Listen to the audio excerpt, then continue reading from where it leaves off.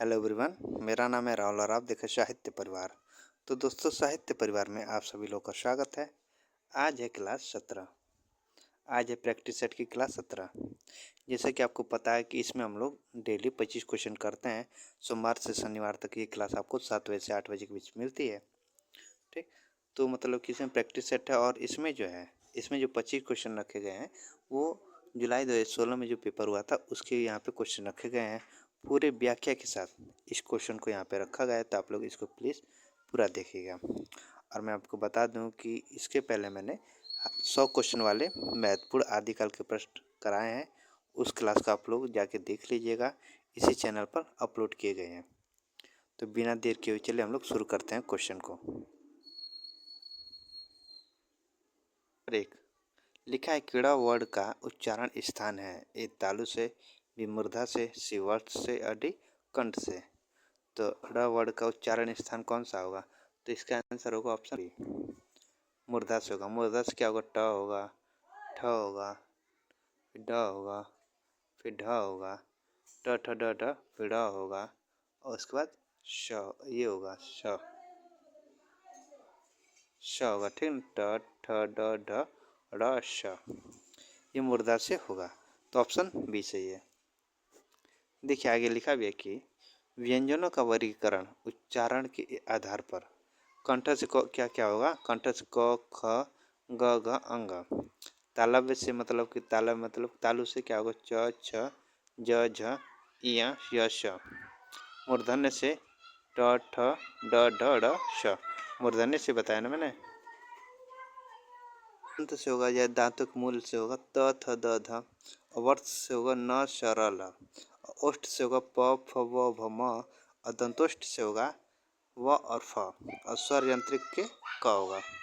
ठीक, तो इसका स्क्रीनशॉट लेते चलेगा। क्वेश्चन ऐसी तरह पूछ देगा कि मतलब यह जो है वो किस व्यंजन के वर्गीकरण में आता है? तो किस में आता है? तालव्य में आता है। ठीक, तो इसी तरह क्वेश्चन पूछ देगा, तो आप लोग इसको याद करके रखिएगा। क्वेश्चन नंबर 2 में लिखा है कि आगम वे पुराणे पंडित मान वहंती पक श्रीफल अली जिम वाहिरित भ्रमयंती। ये काव्य पंक्तियाँ किसकी है? ए सरहपा की है, बी कड़हपा की है, सी डोम्भिप्पा की या कुकृप्पा की है। तो क्वेश्चन नंबर 2 का आंसर क्या होगा? तो क्वेश्चन नंबर 2 का आंसर होगा ऑप्शन बी। ये जो पंक्तियाँ हैं वो है कड़हपा की है। 2 का ऑप्शन बी सही है। देखिए यहाँ पे लिखा है उत्तर बी। क्वेश्चन नंबर 3 लिखा है कि सुर समाना चंद में दहूँ क्या घर एक, मन का चिंता तब भया कछु पूर्वीला लेख। इन पंक्तियों के रचनाकार हैं ए तुलसीदास, बी सुंदरदास, सी दादू दयाल, डी कबीरदास। तो क्वेश्चन नंबर 3 का आंसर क्या होगा कि इन पंक्तियों के रचनाकार कौन है? तो इन पंक्तियों के रचनाकार हैं कबीरदास। ऑप्शन डी सही है 3 का। देखिए काव्य पंक्तियों में लिखा है कि सुर समाना चंद में दहु क्या घर एक, मन का चिंता तब भया कछ पूर्वीला लेख। इन पंक्तियों की कवि कौन है? कबीरदास हैं। और तुलसीदास की पंक्तियाँ हैं कि निगम अगम शाहब सुगम राम संचीली चा अबु असन असलोकियत सुलभ सभी जग माँ। ये तुलसीदास की पंक्तियाँ हैं। और दादू दयाल की पंक्ति देखो यहाँ पे महत्वपूर्ण पंक्ति क्यों रखी गई है? क्योंकि मतलब कि 2016 में ये पंक्ति पूछी गई, फिर बाद में चल के शायद ये पंक्ति पूछ दे, ये पंक्ति पूछ दे और ये पंक्ति पूछ दे तो दिक्कत होगी। तो इसलिए इंपॉर्टेंट पंक्तियाँ तो यहाँ पे रखी गई है। दादू दयाल की पंक्ति असत मिलई अंतर पई भाव भगति रस जाई साथ मिलई सुख उपजई आनंद अंग नवाई। ये दादू दयाल की पंक्तियाँ। अब बोलियो तो तब जब बोली वे कि बुद्धि होए ना तो मुख मौन गही चुप होए रहिए। सुंदरदास की ये पंक्तियाँ हैं। क्वेश्चन नंबर 4 द्वैतवाद के प्रणेता हैं ए मध्वाचार्य, बी वल्लभाचार्य, सी रामानुजाचार्य और डी रामानंद। द्वैतवाद के प्रणेता हैं कौन है? क्वेश्चन नंबर 4 का आंसर क्या होगा? तो इसकी प्रणेता है मध्वाचार्य। ऑप्शन ए से 4 का। आगे लिखा भी है, देखो द्वैतवाद के प्रणेता कौन है? मध्वाचार्य है। संप्रदाय, इनका संप्रदाय ब्रह्म संप्रदाय। विशिष्टाद्वैतवाद के प्रणेता कौन है? रामानुजाचार्य हैं। ये श्री संप्रदाय इनका संप्रदाय है। और शुद्ध द्वैतवाद के प्रणेता कौन है? वल्लभाचार्य। देखो, द्वैतवाद मध्वाचार्य, विशिष्टाद्वैतवाद रामानुजाचार्य और शुद्ध द्वैतवाद वल्लभाचार्य प्रणेता है। और इनका जो संप्रदाय कौन सा? रुद्र संप्रदाय इनका है, वल्लभाचार्य का। और द्वैतवाद की प्रणेता कौन है? निम्बार्काचार्य है। इनका जो संप्रदाय सनकादि संप्रदाय है।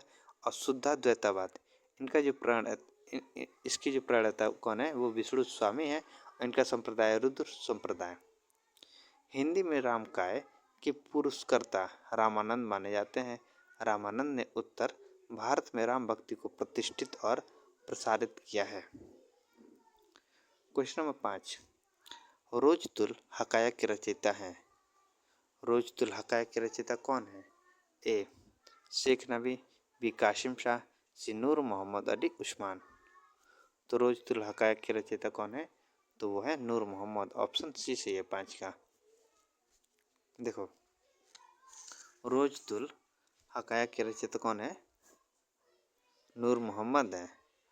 इंद्रावती के रचयिता कौन है? ये भी नूर मोहम्मद है। इंद्रावती का प्रकाशन वर्ष क्या है? 1744। अनुराग बांसुरी के रचयिता कौन है? नूर मोहम्मद, इसके भी है। और इसका प्रकाशन क्या है? 1764। रोजतुल हकायक, इंद्रावती और अनुराग बांसुरी तीनों किसका है? ये नूर मोहम्मद का है तीनों।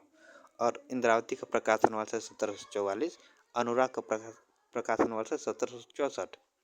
और चित्रावली का प्रकाशन 1613 है। किसका? उस्मान का है। चित्रावली किसका? उस्मान का है। और ज्ञानदीप इसका प्रकाशन वर्ष 1619 है। किसका? शेख नबी का। और हंस जवाहिर इसका प्रकाशन वर्ष 1731 है। किसका? कासिम शाह का है। देखिए, नूर मोहम्मद की रोजतुल हकायक नामक ग्रंथ फारसी भाषा में लिखी है। पूछ देगा कि रोजतुल हकायक नामक ग्रंथ किस भाषा में है? तो फारसी भाषा में। तथा अन्य सभी रचना अवधी भाषा में रचित प्रेमाख्यान काव्य ग्रंथ है। इंद्रावती और अनुराग ये दोनों क्या है? ये अवधी भाषा में रचित है। प्रेमाख्यान काव्य ग्रंथ ये है। और रोजतुल हकायक के फारसी भाषा में लिखा गया है।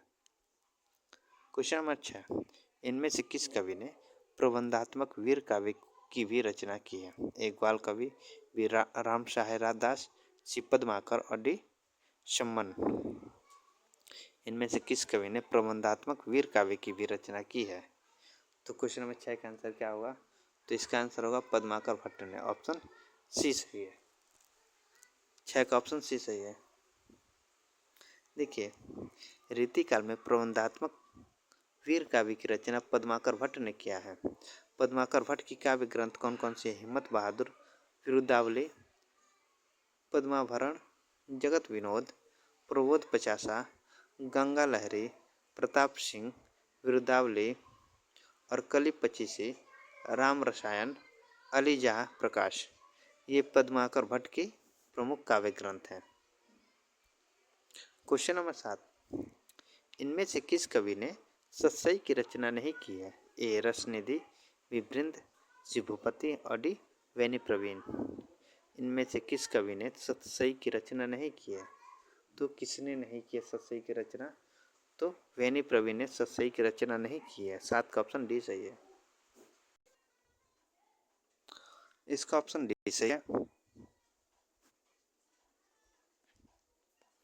लिखा है यहाँ पे कि वैनी प्रवीण के काव्य ग्रंथ। वैनी प्रवीण के काव्य ग्रंथ देख लेते। श्रृंगार भूषण है, नवरस तरंग है और फिर नाना राव प्रकाश है। बृंद के काव्य ग्रंथ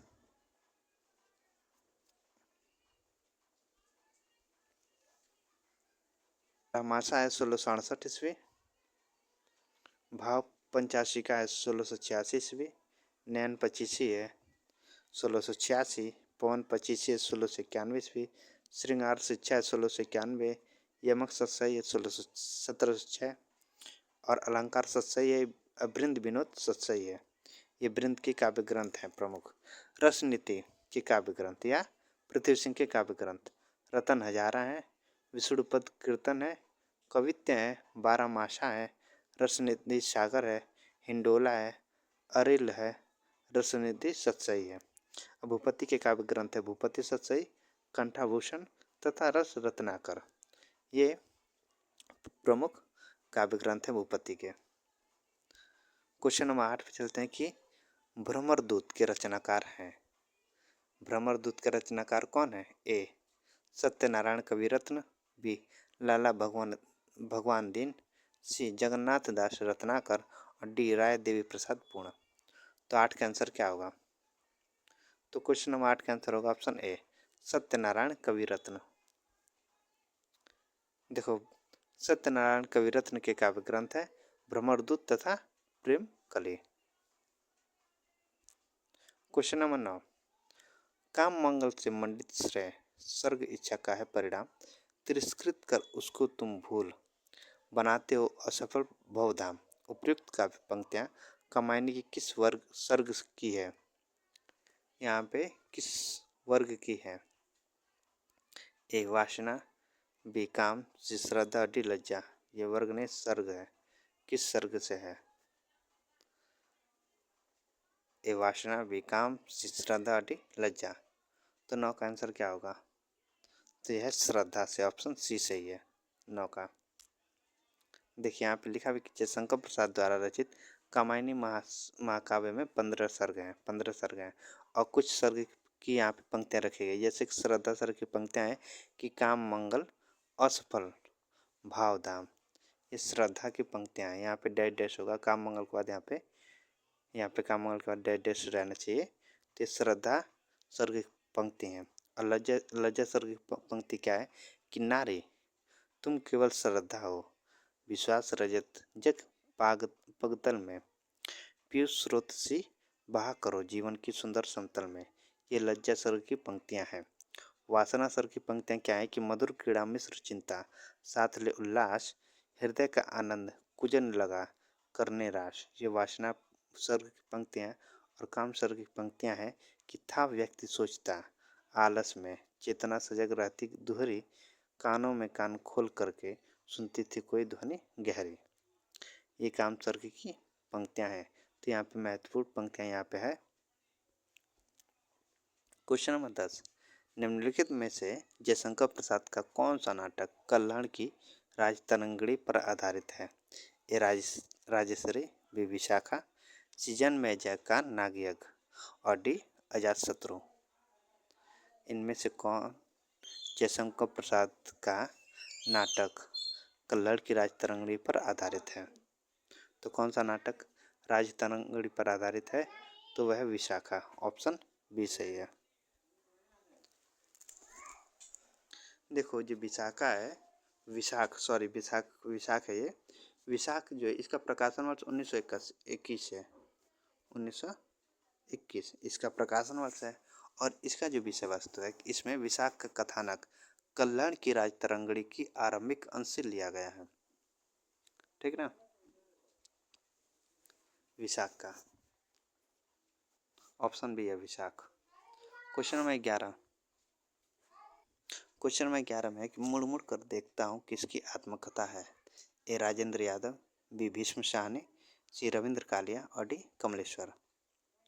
मुड़ मुड़ कर देखता हूँ किसकी आत्मकथा है? तो ये किसकी आत्मकथा है?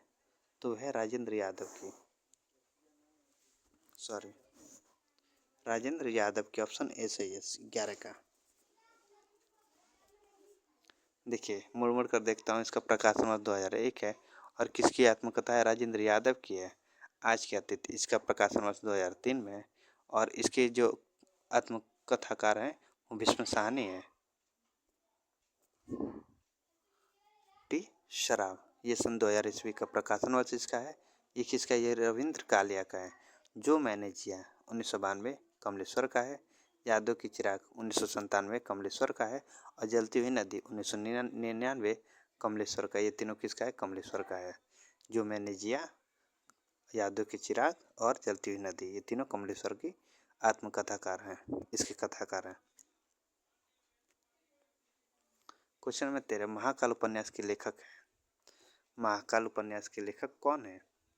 ए अमृत राय, बी अमृतलाल नागर, सी विष्णु प्रभाकर और डी उदय शंकर भट्ट। अमृत राय अलग हैं और अमृतलाल नागर अलग हैं। ठीक ना। तो क्वेश्चन नंबर 13 में है कि महाकाल उपन्यास के लेखक कौन है? तो वह है अमृतलाल नागर, ऑप्शन बी सही है। देखो अमृतलाल नागर के उपन्यास यहाँ पे है महाकाल, जिसका प्रकाशन वर्ष 1947 है। इनके प्रमुख उपन्यास देख लेते हैं। सैट वाकीलाल 1955, बूंद और समुद्र 1956, शतरंज की मोहरें 1959 ईस्वी। इनके मतलब कि उपन्यास पूछे जाते हैं तो इसीलिए यहाँ पर उपन्यास इनका रखा गया है। सुहाग के नुपुर 1960 ईस्वी, अमृत और विष 1966 ईस्वी, सात घूंघट वाला मुखड़ा 1968 ईस्वी, मिस साराडा 1972 ईस्वी, मानस कांस 1972 ईस्वी, नाच्य बहुत गोपाल 1978 ईस्वी, खंजन नयन बिखरे दिन की 1983 ईस्वी, अग्निगर्भा 1983 ईस्वी, करवट 1985 ईस्वी और पीढ़ियाँ 1990 ईस्वी। ठीक, इनके प्रमुख उपन्यास है अमृतलाल नागर की। विष्णु प्रभाकर के उपन्यास हैं ढलती रात 1951, तट के बंधन 1955, स्वप्नमय 1956, कोई तो 1980, अर्धनारीश्वर 1992, संकल्प 1993 ईस्वी। ये विष्णु प्रभाकर के उपन्यास हैं। उदय शंकर भट्ट के उपन्यास देख लेते हैं कि नए मोड़ 1954 ईस्वी, सागर लहरे और मनुष्य 1956 ईस्वी, लोक परलोक 1958 और शेष अशेष 1960 ईस्वी। अमृत राय के उपन्यास इनके देख लेते हैं। बीज 1952 ईस्वी, नागफनी का देश 1953 ईस्वी, हाथी के दांत 1956 ईस्वी, जंगल 1969 ईस्वी, सुख दुख 1969, भटियाली 1969 ईस्वी और धुआं 1977 ईस्वी। इनके प्रमुख उपन्यास हैं। ये थे उपन्यास किसके? अमृतलाल नागर के, विष्णु प्रभाकर के और उदय शंकर भट्ट के और अमृत राय के प्रमुख उपन्यास। क्वेश्चन नंबर 14, कॉमरेड का कोट। कॉमरेड का कोट कहानी के लेखक हैं ए विनोद कुमार शुक्ल, बी अखिलेश, सी ज्ञान रंजन और डी सृजय। कॉमरेड का कोट कहानी के लेखक कौन है? तो इसके लेखक हैं सृजय। ऑप्शन डी सही है। कॉमरेड का कोट कई बार पूछा भी गया है। तो देखो कॉमरेड का कोट किसका है? सृजय का है। कॉमरेड का कोट 1993, फिनंगा 2001, भागदत्ता का हाथी 1938। मतलब सृजय के यहाँ पे प्रमुख कहानी यहाँ पे लिखी गई है। कहानी संग्रह अखिलेश की कहानी संग्रह आदमी नहीं टूटता, मुक्ति 1989, शापग्रस्त 1997 और अंधेरा सन 2006। ज्ञान रंजन की प्रमुख कहानी है फ्रेंड्स के इधर उधर 1968 ईस्वी, यात्रा 1971 ईस्वी, क्षण जीव 1977 ईस्वी और सपना नहीं 1977 ईस्वी। ये ज्ञान रंजन के प्रमुख कहानी संग्रह हैं। आगे देखते हैं क्वेश्चन नंबर 15, लेखक भारतेंदु हरिश्चंद्र के निम्नलिखित रूपकों में से भाण कौन सा है? ए वैदिक हिंसा, हिंसा न भवति, विशस्य, भारत दुर्दशा डी में नीलदेव। का ऑप्शन बी सही होगा, विशस्य विस्मोसदम। यहाँ पे लिखा है कि विशस्य विस्मोसदम का प्रकाशन 1876 है। यह भाण नाटक है, एक पात्रीय नाटक है। और वैदिकी हिंसा, हिंसा न भवति, इसका प्रकाशन वर्ष 1873 ईस्वी है। यह प्रहसन नाटक है। और भारत दुर्दशा इसका प्रकाशन वर्ष 1880 ईस्वी है। यह नाट्य या लास्य रूपक है। और नील देवी इसका प्रकाशन वर्ष 1881 है। यह गीति रूपक नाटक है। क्वेश्चन नंबर 16, सूरदास जब अपने प्रिय विषय का वर्णन शुरू करते हैं तो मानो अलंकार शास्त्र हाथ जोड़कर उनके पीछे पीछे दौड़ा करता है। उपमाओं की बाढ़ आ जाती है, रूपकों की वर्षा होने लगती है। उपयुक्त कथन किस आलोचक का है? यह आचार्य हजारे प्रसाद द्विवेदी, बी रामचंद्र शुक्ल, सी नंदू दुलारे वाजपेयी और डी हरिवंश लाल शर्मा। तो 16 का ऑप्शन कौन सा सही है? देखिए 12 लड़के खेल रहे हैं तो उन लोगों की आवाज़ आ रही होगी, तो उसके लिए हम क्षमा चाहते हैं। थोड़ा वो खेल रहे हैं तो हम क्या कर सकते हैं उसके लिए, बच्चे हैं सब। तो 16 का आंसर क्या होगा? तो 16 का आंसर होगा ऑप्शन ए हजारी प्रसाद द्विवेदी। देखिए सूरदास जब अपने प्रिय विषय का वर्णन शुरू करते हैं तो मानो अलंकार शास्त्र हाथ जोड़कर उनके पीछे पीछे दौड़ा करता है। उपमाओं की बाढ़ आ जाती है, रूपकों की वर्षा होने लगती है। यह कथन किसका है? तो ये आचार्य हजारी प्रसाद द्विवेदी का कथन है। वात्सल्य और श्रृंगार के क्षेत्र का जितना अधिक उद्घाटन सूर्य ने बंद आंखों से किया उतना किसी और कवि ने नहीं। इन चित्रों का कौन कौन इस चित्रों का कोना कोना वे झांक आए हैं। किसका कथन है? आचार्य रामचंद्र शुक्ल का कथन है। ये किसके विषय में? ये तीनों सूरदास के विषय में है। और लिखा कि स्थिति विशेष का पूरा दिग्दान भी करें, घटनाक्रम का आभास भी दें और साथ ही समुन्नत कोटि के रूप सौंदर्य और भाव सौंदर्य के परिपूर्ण झलक भी दिखलाते जाए। यह विशेषता हमें कवि सूरदास में ही मिलती है। ये किसका कथन है? नंद दुलारे वाजपेयी का कथन है। Question number 17। जन्म 17 में लिखा है कि भरत मुनि के रस सूत्र की व्याख्याता भट्ट नायक के सिद्धांत का नाम है। ए अनुमितिवाद, बी उत्पत्तिवाद, सी भुक्तिवाद और डी अभिव्यक्तिवाद। तो क्वेश्चन नंबर 17 का आंसर क्या होगा कि भरत मुनि के रस सूत्र का व्याख्याता भट्ट नायक के सिद्धांत का नाम है। क्या नाम है 17 का आंसर क्या होगा? तो इसका नाम है भुक्तिवाद। ऑप्शन सी सही है। देखो, भुक्तिवाद या भोगवाद किसका है? ये भट्ट नायक का सिद्धांत है।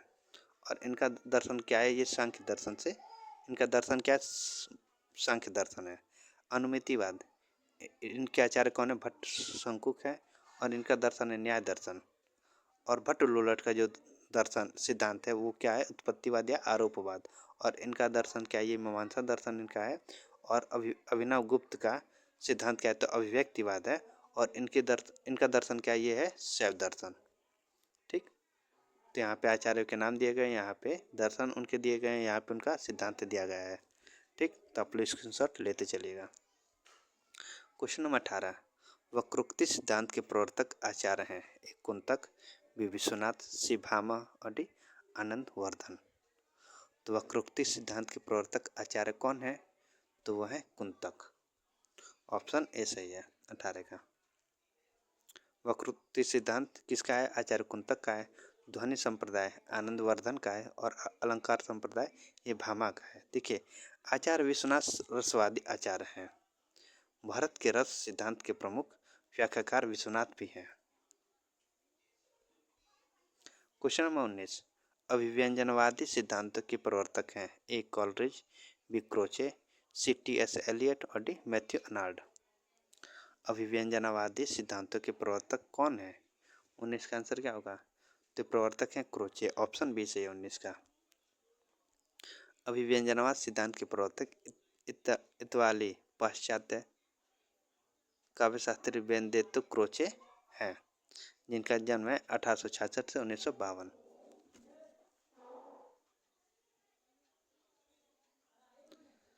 क्रोचे द्वारा 1902 ईस्वी में ला कृतिका नामक पत्रिका का प्रकाशन किया गया है। 1902 में मतलब ला कृतिका नामक पत्रिका का प्रकाशन किया गया है। और एस्थेटिक 1902 ईस्वी में न्यूज एसेज ऑन एस्थेटिक्स 1920 में तथा डिफेंस ऑफ पोएट्री है ये 1933 ईस्वी में। ये क्रोचे की रचना है। इथेटिक्स है 1902 में, न्यू एसेज ऑन एस्थेटिक 1920 में तथा डिफेंस ऑफ पोएट्री 1933 ईस्वी में। ये क्रोचे की प्रमुख रचनाएं हैं। Question number 20। प्रेमचंद और उनका युग के लेखक हैं। ए हंसराज रहबर, बी इंद्रनाथ मदान, सी नंद दुलारे वाजपेयी और डी रामविलास शर्मा। तो प्रेमचंद और उनके युग के लेखक कौन है इसमें से? तो वह है रामविलास शर्मा। ऑप्शन डी सही है, बी का 20 का। Question number 21। रचना काल की दृष्टि से निम्नलिखित कवियों का सही अनुक्रम है। रचना काल की दृष्टि से निम्नलिखित कवियों का सही अनुक्रम कौन सा है? तो इसका ऑप्शन होगा ऑप्शन सी। शंभु है, पुष्पदंत है, अध हमाड़ है और हेमचंद है। शंभु की बात करें तो इनका जो जन्म है 783 ईस्वी 783 ईस्वी माना जाता है। पुष्पदंत की बात करें तो ये 10वीं शताब्दी के हैं, 10वीं शताब्दी के। और अधहमाड़ की अगर बात करें तो इनका जो जन्म काल माना जाता है 1200 से 1300वीं सदी मानी जाती है। और इनका हेमचंद का है जो 11वीं शताब्दी है, 11वीं। ठीक, तो इसका ऑप्शन सी सही है 21 का। यहाँ पे देखिए लिखा है कि स्वयंभू 8वीं शताब्दी, पुष्पदंत 10वीं शताब्दी या 972 ईस्वी, अधामाड़ 12वीं या 13वीं शताब्दी और हेमचंद 11वीं शताब्दी या एक है 88 ईस्वी। क्वेश्चन नंबर 22, जन्म काल के अनुसार निम्नलिखित कवियों का सही अनुक्रम है। क्वेश्चन नंबर 22 में है कि जन्म काल के अनुसार निम्नलिखित कवियों का सही अनुक्रम कौन सा है। तो ऑप्शन ए सही है, बिहारी, उसके बाद देव, उसके बाद भिखारी दास, उसके बाद पद्माकर। आगे लिखा भी है, उसको देख लेते हैं। देखो बिहारी 1593 से 1663 ईस्वी, उसके बाद देव 1673 से 1767 ईस्वी, उसके बाद भिखारी दास 18वीं शताब्दी या 1750 ईस्वी और पद्माकर 1753 ईस्वी या 1753 से 1833 ईस्वी। ठीक ना। क्वेश्चन नंबर 23, जन्म काल की दृष्टि से निम्नलिखित कवियों का सही अनुक्रम कौन सा है। जन्म काल की दृष्टि से निम्नलिखित कवियों का सही अनुक्रम कौन सा है। तो इसका ऑप्शन होगा ऑप्शन ए सही है, हरिवंश राय बच्चन, उसके बाद आएगा गोपाल सिंह नेपाली, उसके बाद नरेंद्र शर्मा, उसके बाद आएंगे रामेश्वर शुक्ल अंचल। आगे लिखा है उसको देख लेते हैं। देखिए हरिवंश राय बच्चन की अगर बात करें तो इनका जन्म 1907 में हुआ था, इनकी मृत्यु हुई थी 2003 में। गोपाल सिंह नेपाली की अगर बात करें तो इनका जन्म हुआ था 1911 ईस्वी में और इनकी मृत्यु हुई थी 1963 में। नरेंद्र शर्मा 1913 में इनका जन्म हुआ था, 1989 में इनकी मृत्यु हुई थी। और रामेश्वर शुक्ल अंचल की बात करें तो 1915 में इनका जन्म हुआ था, 1995 में इनकी मृत्यु हुई थी। क्वेश्चन नंबर 24, मैथिली शरणगुप्त की निम्नलिखित काव्य कृतियों का सही अनुक्रम है। मैथिली शरणगुप्त के निम्नलिखित काव्य कृतियों का सही अनुक्रम कौन सा है। पंचवटी होगा, उसके बाद साकेत, उसके बाद यशोधरा, उसके बाद द्वापर। ठीक ना। आगे लिखा है उसको देख लेते हैं। देखो मैथिली शरणगुप्त के काव्य कृतियों का सही अनुक्रम, इनका जन्म 1886 में हुआ था, इनका मृत्यु हुई थी 1964 में। देखो इनकी प्रमुख काव्य कृतियां में कौन, रंग में भंग 1909 में, जयद्रथ 1910 में, भारत भारती 1912 में और किसान 1917 में, पंचवटी 1925 में, हिंदू 1927 में, विकटवट 1929 में, गुरुकुल 1929 में, झंकार 1929 में, साकेत 1931 में, यशोधरा 1932 में, द्वापर 1936 में और सिद्धराज 1936 में और जय भारत 1952 में, विष्णु प्रिया 1957 ईस्वी में और बैतालिक। ये मैथिली शरणगुप्त की प्रमुख काव्य कृतियां हैं। क्वेश्चन नंबर 25, आज का अंतिम क्वेश्चन है, प्रकाशन वर्ष की दृष्टि से निम्नलिखित काव्य संग्रहों का सही अनुक्रम है। तो 25 का आंसर क्या होगा। तो 25 का आंसर होगा ऑप्शन सी, अभी बिल्कुल अभी, जमीन पक रही है, कबीर और अन्य कविताएं, उसके बाद बाघ। आगे लिखा है देखो केदारनाथ सिंह की काव्य संग्रह का सही अनुक्रम, ये किसकी, ये सभी के सभी केदारनाथ सिंह की काव्य संग्रह है। अभी बिल्कुल अभी 1960 ईस्वी इसका प्रकाशन वर्ष है। जमीन पक रही है 1980 ईस्वी प्रकाशन वर्ष इसका। यहाँ से देखो अकाल में सारस 1989 ईस्वी इसका प्रकाशन वर्ष। 1995 ईस्वी बाघ जो लंबी कविता है और तालस्ताए और साइकिल सन 2004। तो ये थे आज के 25 क्वेश्चन। अगर अच्छा लगा तो प्लीज़ आप लोग लाइक करेगा और सब्सक्राइब करेगा। मैं ऐसे और क्वेश्चन आपको लेकर आता रहूँगा जो आपके एग्ज़ाम के लिए बहुत ज़्यादा महत्वपूर्ण रहेगा। मैं आपको फिर से एक बार बता दूं कि आदिकाल के 100 क्वेश्चन वाली क्लास को मैंने अपलोड कर दिया, तो आप लोग प्लीज़ उसको भी देख लीजिएगा। तो आज के लिए इतना ही, धन्यवाद।